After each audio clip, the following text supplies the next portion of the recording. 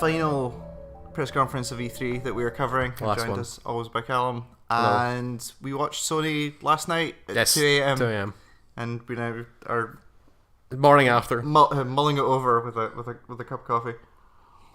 I thought it was kind of disappointing. That press conference wasn't good. Yeah.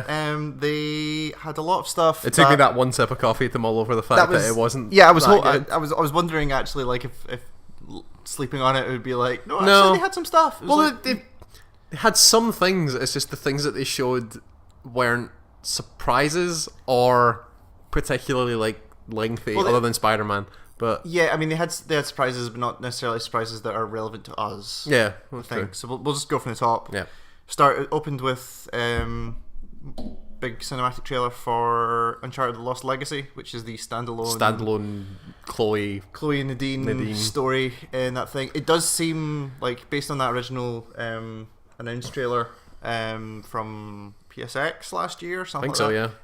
It did seem they were going a little bit darker with it.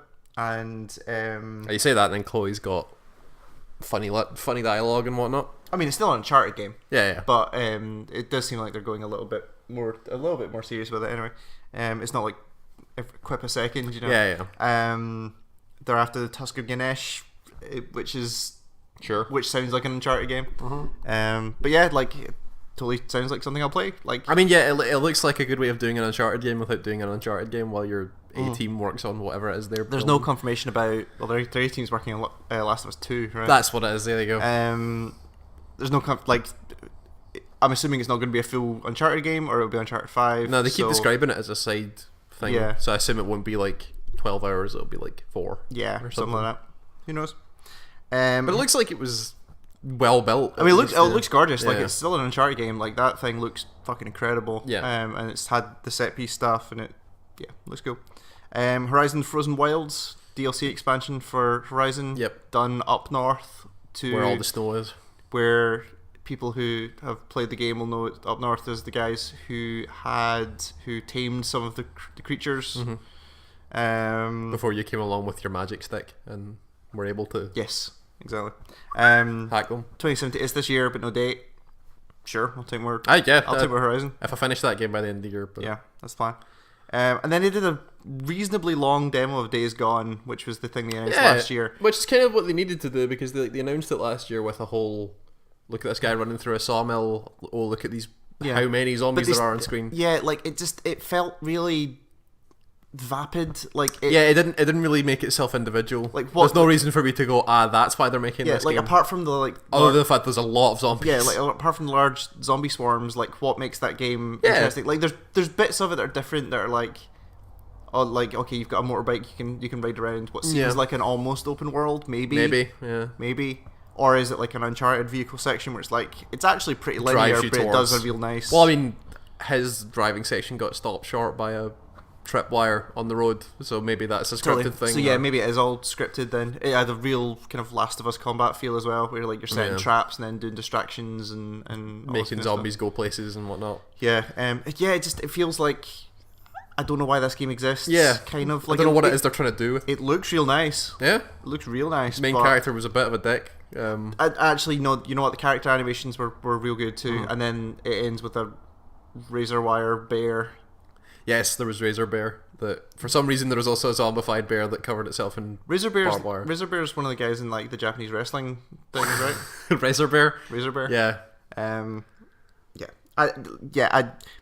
Game sounds interesting. I mean, it could be cool. It actually doesn't there's nothing about that that kind of piques my interest, except like, hey, did you like Last of Us? Like, here's. I mean, I think you said it yourself at the time, like that crowd dynamic for how the zombies work is really interesting. It's super like the cool. fact that they're moving as a pack, but then behaving like a liquid and all that. There's a limited amount of things you can do with that. Like you then, you just end up like either forcing them on enemies through like channeling them towards or you constantly enemies. Get in that situation you got last year, which is they're chasing you and you're just running away. And if they're chasing you, there's zero reason for you to run around and start dumping bullets into them, right? Because there's thousands of them. Yeah. So you just have to run, in which case you're never going to see them. Yeah. So yeah, it seems confused. I'm still. I need more on that. They need to do a big like something about it where it's like there's some major story arc or something. Yes. To do to hook people into what that thing is.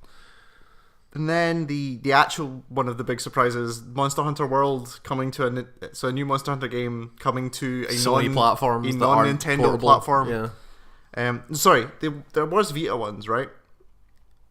I think so. There was definitely PSP ones. There was a PSP one that we both had. There was multiple PSP ones. And I think there was a Vita one at least. I mean, but this is the first like big console. Because there's a Switch one coming. I'm pretty sure. Sure. Because I remember somebody saying like I can now play this on my big TV. Oh, okay, right, fine. So this is something else. Monster Hunter World is your high grade console. Sit down on your couch, play Monster Hunter with your buddies. It looks nice. It looks like has a grappling hook, which was pretty awesome. Grappling they did the Monster Hunter thing of stabbing a big dinosaur in its head and it whipped you off, and all he did was grappling hook back onto it, which is pretty cool. And there was a shot of them grappling onto a pterodactyl or something, and it was flying away, and he was just like trailed behind it. To what? Pterodactyl? Pterodactyl? Whatever. Pterodactyl? Yeah, 2018. No date on that. I mean, yeah, if you like Monster Hunter, that's sure, and you're gonna play that game, I guess. It seems like the thing that people who like Monster Hunter are crying out for is like, no, actually, let me play this on a couch properly, yes, with a controller and all that sort of stuff. Shadow of the Colossus. Yeah, remember that game? A new version. New version, yes. Yes, a new version of that game. It seems to be a complete 4K redraw of that whole thing. So the re-release of the HD remaster was a PS3 game. Yes. Was it? I think it's one of them. It's either PS3 or PS4. I think it was both, actually. Okay. The HD remaster. And then this is like, no, we've built all these colossi again. It's they've redone all the assets and all that kind of stuff. Which could be nice. I've read the Super HD version, which was not the subtitle of that game. Super HD. Yeah. It was just called Shadow of the Colossus Super Ultra HD Edition Remix. Yeah. Early 2018 again. That could be cool. Totally. I mean, it's not new, but it's. So I didn't buy the HD remaster, and I wanted to. Yeah. I just never got around to it. So this might actually be the one. Yeah. I just hope they don't put it out for like 30 quid, like they did for that HD thing. Like that thing was too much for what it was. Wait, you want them to put it out for more? No, less. Like I'm saying, like. Oh, it was too much money for. It was too much money for 30 that. quid for 2 HD games? That's not. No, that was just. Shadow? Yeah. If you bought them together, you got them both for 40 or something like that. But I think individually they were 30. Yeah, you can't play Shadow of the Colossus for 30 quid or whatever. It needs to be like 20. It needs to be, for a game that, I mean, I know they're doing more work on it, but then, the argument would be then it's like, it's complete redraws and new assets and all that sort of stuff, so there's more work. Maybe they'll try it. Marvel vs. Capcom Infinite, September 19th. They did a big story trailer, which was... Yeah, it seems like they're actually they're doing the Mortal Kombat thing of let's give fighting game stories. And if you've played Project Cross Zone, you know that Capcom crossover stories can be fucking insane. Yeah. Which would be even better with Marvel, because Marvel stories are already insane. Sure. So, yeah, it could be great. Totally. And I think because it's Marvel, they have a little bit of a license to go a little bit more batshit with it than they would with like more with. Well, the trailer ended with Justice or Ultron and Thanos punching each other, so two major big villains just kind of hitting each other. And Dante's back is the other thing, which like because he was in MVC3, right? He was my starter in MVC3. Oh right, yes, he would have been. I was like, how did they get Sony stuff on non-Sony platforms? But Dante's not Sony. He's just always been. He's been everywhere. Yeah. Yeah. Call of Duty World War II. Yep. Looks like a Call of Duty game. Looks like a real nice one of those World War II. Looks like it's in World War II. Nothing particularly. No, it's a Call of Duty trailer. There was a bunch of people. And again, it's one of those ones you can start and you immediately know, like, hey, it's out in November. Yep. It's sure. It's a World War II game. Yep. Nothing particularly crazy. It's real nice looking. And hey guys, Call of Duty's coming out again. Yeah, and then they did their VR block. I should also say, like, since the start of this presentation, there was no talking. Like, Sean Layden came out at the start and said, he did his starter thing, and welcome, then they just went. And then they just went. Yeah. So all of this. Also, we didn't talk about on the Days Gone thing. There were actual, like, their theatricality on this show was quite high. Yeah, so they had like real snow for the. Not real snow. Inside snow for the Horizon thing. They did a big water presentation for the Uncharted thing with like sitar players and. Yep. And then they had real zombies suspended from the ceiling. There's a section in the Days Gone demo where he's walking through a kind of a tight space where they'd hung the zombies from their legs, like, and he's like pushing his way through. I don't know if that was like an alarm system or something. Maybe, but like they cut away to like the stage, and there's just like people hanging upside down on ropes. Yep. And then one of the zombies was still alive and started thrashing, and a guy on stage started thrashing. And then it was weird. It was done, and you're like, were they there for that whole 10-minute demo? Like, no, it was weird though.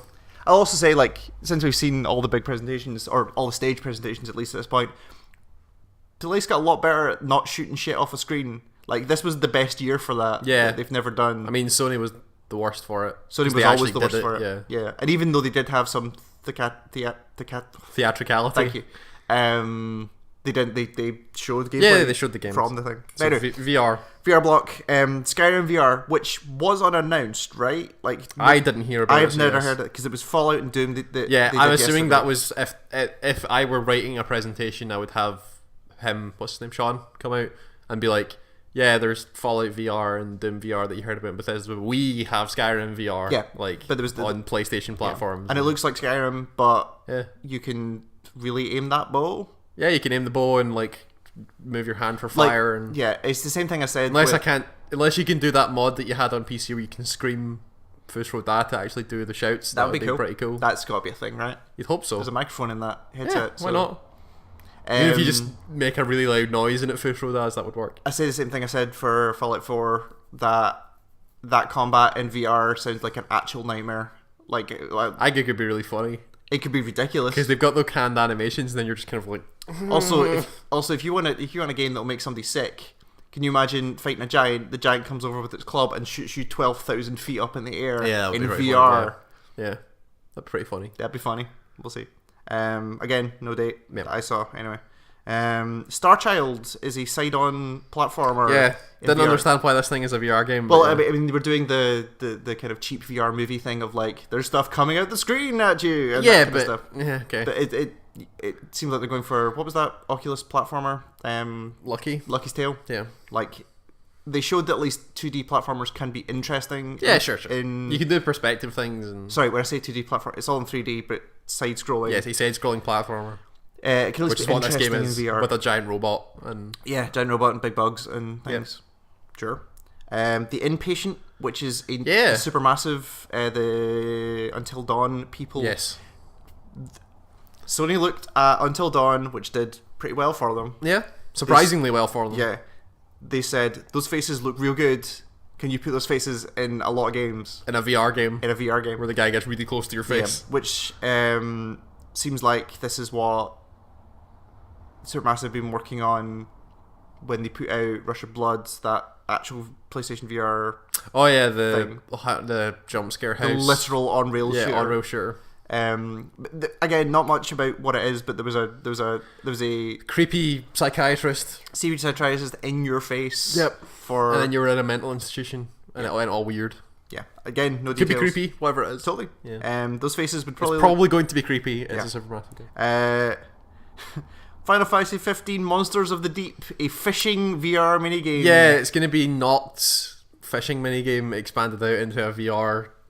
So is that fishing minigame in? Yeah, every one of your boys has like an individual thing that they do. Right. And Noct is fishing. So Noct fishes. Yeah. And now you're doing it in... Ignis cooks. Gladio... I can't remember what Gladio does actually. He like works out or something, I guess. It's really interesting to see that Square Enix... Prompto takes photos. They've invested so much money in Final Fantasy 15. They need to just do more stuff with it to get more money. Yeah, they're already doing their like DLC plan of like every one of the characters getting their individual side story. Like, this is a fishing minigame in VR. Yeah. Like, this thing has to be... I mean, I think they already did the Prompto gun thing. Yeah. So, but, like, this has to be either free or £5. Yeah. Right? I doubt it'll be very much. I don't know. But it might not be, but it's Square, it should be, right? Yeah. So, we'll see. Gladio camps. That's what he does. Yes. That's what he does. He sets up the tents. Right. Although, I will say, if all of your boys are getting a... minigame, my lovely boys, I would play a VR cooking minigame. What, Ignis cooking with game? Ignis. Yeah, that'd be kind of like cool. I get like just cooking mama, but Ignis is standing over you. Yep. Yeah, with motion controls. Yeah, that'd be pretty cool. Yeah. September. I wrote September 2015, so that's probably wrong. But yeah. But September, so couple of months. Sure. Everything is fucking coming out in September. Yeah. Like September or November. This morning I was putting a lot of the releases that we've seen in my calendar for like when stuff's coming out. September's just orange. Yeah, there's a lot of stuff. Ridiculous. End of the year. Bravo Team, another supermassive game, which looks like it's a VR modern first-person shooter. Yeah, VR modern combat first-person shooter. Looks like the most uninteresting thing on the planet. Sure, but like it's weird that nobody's done that yet. Yeah, I guess. Yeah. So we'll get there. And Moss, which is the Moss, the mouse platformer puzzle game, which is also in VR. Yes. Help a little mouse dude. I literally, in case I've forgotten what it was, I said mouse game. Yeah, it's that mouse game that you help him move through environments and then he does sword things. That looked real nice. And could be cool. They're obviously behind it because I had to look at their like live stream schedule, and tomorrow they've got like an hour for that game, so they're pushing it. It seemed like a platformer with kind of big puzzle elements. And then he has a sword. A little mouse sword. And also there was a section where like they're looking over. Or like you as your person in VR was looking over a puddle or like a lake. Oh yeah, you were like an animate you are mask a physical thing in the world, which I like it when games do that. That's cool. You have presence. God of War, early 2018 for that. Again, more bigger. Like, hey, in case like this is definitely a God of War game. Like he cut up a bunch of dudes. Yeah, and then was kind of passively aggressively dad-like to his little like there's son. some dynamic. He's like, going you need on. to be a man. And he's his magic axe. His magic boomerang axe, which failed to come back for a little bit. Well, I think that was at the start of the trailer, and then at the end of the trailer, fucking the Nidhogg turned up, and I had the axe in him, so he went whoop and got the axe back. Yeah.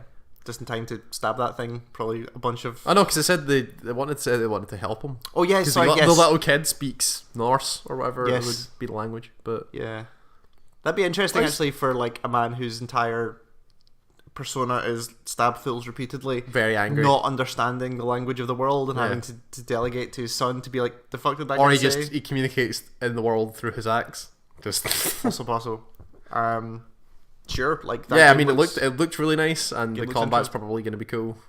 Yep, that boomerang axe is probably going to play a lot. Yep, because it was like spinning around him and all that sort of stuff. So you can do cool things. They definitely have done like the showboating of God of War combat, but done like much more like a third person, like kind of Dark Soulsy combat. Yeah, like it feels like it. It feels like God of War, but looks a bit, probably plays a lot better. Yeah. Like you're not just hammering triangle all the time, like I would in every God of War game. Yeah, could be cool. Detroit, another trailer for Detroit. David Cage game. He's not from London. David Cage. Yeah, he says his name weird like 4 times in every game that he. Okay. Remember the start of Fahrenheit where he couldn't say his own name? All right, yeah. Okay. Where he says like David Cage. That was a long time ago. That's a terrible French accent. Whatever you're trying to do. They showed in our chunk trailer that is the 3rd playable character of 3. Yes. So Marcus was one they showed, and Kara and the investigator David guy was the 3rd. The actual android investigator person that they showed last year. I am unapologetically love David Cage games. I don't need to apologize. No, but like they get a lot of shit from people of just being like choose your own adventure thing, but like. And it was very much one of those, like, the game that they showed was very much you make choices and then live with your choices. And like there's always like about 80% of David Cage games are super interesting, and then they blow it at the end for a lot of them. Yeah. Like, do you remember when you fought the internet in Fahrenheit? That was the best. That was great. And yes, but it's also terrible. Yeah. The internet was like a bipedal thing that you fought. That knew Kung Fu and yeah. I mean, that the internet. But. Thing looked fucking incredible, and I really want them to do. They've done it twice in trailers now, which makes me hopeful. The web. Yeah, they show like the tree of decisions. Yes. Because there was a game that did that recently. I don't know. I can't remember what it was, but I want to be able to see like all the paths that you the could point have where down. where the point where it cuts off is like you did this, and there's another path here, so you can go back and say what the hell happened there. Yeah. I really enjoy those games. I'm really looking forward to that. They could be cool. 0 date on that again. Did we figure out who that guy was? Because we both said that, Marcus is like an actor. He's an actor. He was in. I was gonna say he was in Band of Brothers, but so was fucking everyone. Mm-hmm. Yes, but like Marcus is a guy that you would know if you, or at least looked a lot like that guy. Yes. They did another Destiny trailer, which is like again September. Yeah. That crazy Cabal guy showed up and talked about. They needed to do their thing, which is like, no, PlayStation's still getting all this shit. And they said exclusive till fall 2018 was the small print on that thing. So again, they're getting... You get strikes and you get gear and you get a strike, you get a PvP map, a legendary, gear, a new legendary, all that kind of stuff. Sure, like they needed to do that. That was expected. This is their third-party deals that they're talking about. Yep. And then they closed with Spider-Man. I think a big long bit of Spider-Man. Which is just called Spider-Man? Spider-Man. Marvel Spider-Man. From... Insomniac, the Injustice, no, that's the other ones. That's Sucker Punch. Yes. Infamous is no Insomniac. God, the Jack and Daxter people. Yeah, but they've done something. I can't remember what they've done. It looks like it looked a lot like Infamous to me. It looked a lot more acrobatic than Infamous was. But like Infamous was just about a guy who picked up a thing and hit people, whereas Spider-Man. But there was like a lot more kind of fluidity to the combat. Yeah, and you're Spider-Man. It looks like Spider-Man. It looks real nice. Like that was a cool New York that he's swinging about. They hit all the beats of Spider-Man was a bit sarky and look, it's Kingpin, and then he swung around all crazy, and then a big bad thing happened with the helicopter and had to save a bunch of people. People really like that open world Spider-Man game they did last time. Well, that wasn't them, but that came out. And it looks like a next gen version of one of them, which hopefully that fake New York is packed with a lot of stuff to do, and that the story is... Yeah, they should do like the dynamic superhero thing of like there are crimes happening and you can just go and... This child lost his balloon. Yeah, that kind of stuff. This woman's getting mugged. A lot of quick time events, which is something I hadn't seen in a while. Yeah, there were really big cinematic moments of like this helicopter's going towards a bunch of civilians and you need to like move your hand and then press R1 and he swings it up. It was kind of like the Telltale action stuff. Yeah, kind of like move the target over the thing and helps. It looked very cinematic, but then like the last time that in video games there were a bunch of quick time events, everybody got really sick of them really quick. So I don't know. And again, 2018. Yep. So like when you look at what's there this year, like so you've got Destiny, you have some VR stuff, MVC, some of that VR stuff, that Horizon DLC, and I think Uncharted is this year as well. Yep. So that's not a lot. Like it was I was genuinely kind of disappointed with the stuff that they showed. Yeah, it wasn't too like knocking at the park. And it was actually made worse because like it felt like everyone else kind of brought it this year. Like a lot of people did really well. Like Microsoft knocked it out of the fucking park as far as I can tell, and then Ubisoft was real interesting stuff in there. Like we talked about. Yeah, they did real well. Yep. Sony kind of had a off year, which is how these. And I'm not trying to apologize for them. Yeah. But like it seems like the way these conferences work is there's a kind of like there's like peaks and troughs, right? Like because that EA conference from 2 years ago where they're like, we have a bunch of stuff in development, but it's all in development right now. And then Microsoft had a couple of conferences where they're just like stuff's coming, but it's not quite ready, and here's all CG trailers. Yeah. But this one was not even like, this is all cool stuff that we're doing in 2 years' time. It's like it's all next year, but it's all stuff you've heard of before. Yeah. And a 4K remake of a game that you like. Yeah. And they, especially in a year where Microsoft are releasing, I was about to call it Scorpio. No, the Xbox One X, and are trying to sell that thing where all of their games are now in 4K. Like they didn't have a reason why you should probably stay, because if you don't, I think part of the reason they played it like this is because you don't. It's not at the point now where it's not like initial console launches where they're like, okay, we've now sold these consoles, let's make people stay. A lot of people have made the decision to buy a PS4. They're not going to go and buy an Xbox. And I wonder if at this point, I wonder if it would have been worse for them if they hadn't announced $499 for the Xbox One X. You think I had a bunch of stuff in the tank that they could have brought out? if I was a betting man, I would have said they had a PS Pro price drop in the bag, ready to go, in case they had to. In case they had to compete. Unless they went like $399 or something. Yeah, they would have dropped it. Well, no, it is $399. It was $499. The Scorpio. Sorry, I was talking about the Pro. The Pro that's what I mean. Is like. So I would have thought like. That's what I'm saying. If the Xbox X had gone $399, they would have then gone $349 or something. I'm willing to bet they had something ready to go. Yeah, they had some slide. Here's another $100 off it for 6 months or something like that. Yeah. Like enough to kill their launch. Yeah. But apart from that, like the stuff they showed was fine. Yeah, it was all fine stuff. But I wanted something to be able to leave and go, oh shit, did you see that thing? And everything else had that and Sony didn't. So. But the things that were any of them really that exclusive? The things that really blew you, like Anthem's not exclusive to Xbox. And all this stuff like true. In the grand scheme of things, how many things on that console are like on individual systems are going to be like, holy shit, did you see this thing? But again, we're the thing that I'm talking to everybody about is Anthem, and that's not an Xbox. We're in the position where we have reasonable PCs, so that stuff. Yeah, like if you're just a Sony, if you just have a PlayStation 4 or a Pro, like that was disappointing. Like, yeah. But that's true. Again, Anthem is coming out for PS4. Yeah. Like, do we know that? Yeah. Okay, sure. PS4 and Xbox One. Cool. So there is stuff there, and Assassin's Creed is there. Like that's obviously coming. A lot of the third-party stuff will be there. Yeah. It's just one of those things which is like, there's one of two things, right? Either Sony didn't make the deals they needed to make to get that stuff on their stage. Yeah. Or they are confident enough that everyone knows, like, oh, there's an Assassin's Creed game, it's coming. Yeah. You've probably already seen that by this point because we're last. Yeah. So maybe this is the point about Microsoft going first this year, or going a day early than they normally would, is like, we can get out and give the impression that all these stuff is like, no, we've got all these games. Yeah, look at all even this though stuff, a lot of them are multi-platform. Your multi-platform third-party stuff. Yeah, like, it's shown under this.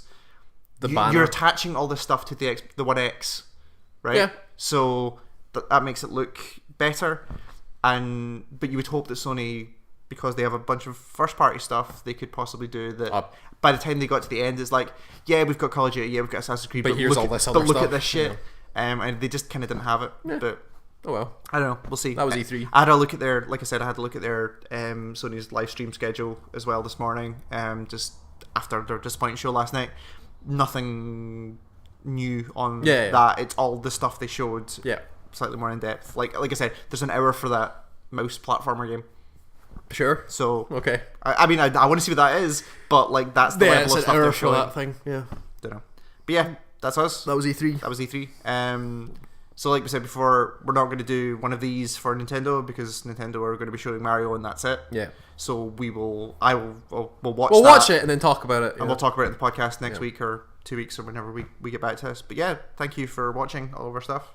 If you enjoyed what we do, GameEngineStart.com, we'll have more stuff coming up. Yep. We have a game playthrough that will come in a couple of weeks probably that we're starting. I was super excited about, and I'm really excited about how pissed you were. My excitement went from middling to what the fuck is this? and that comes across, and that's fine. Yeah. So we've got stuff coming, and yeah, more for the future. Now that E3's over, I have some focus again that of stuff I want to do. Yeah. So we'll see. But yes, thank you for watching, and we'll be back whenever we're back. Bye-bye. Bye.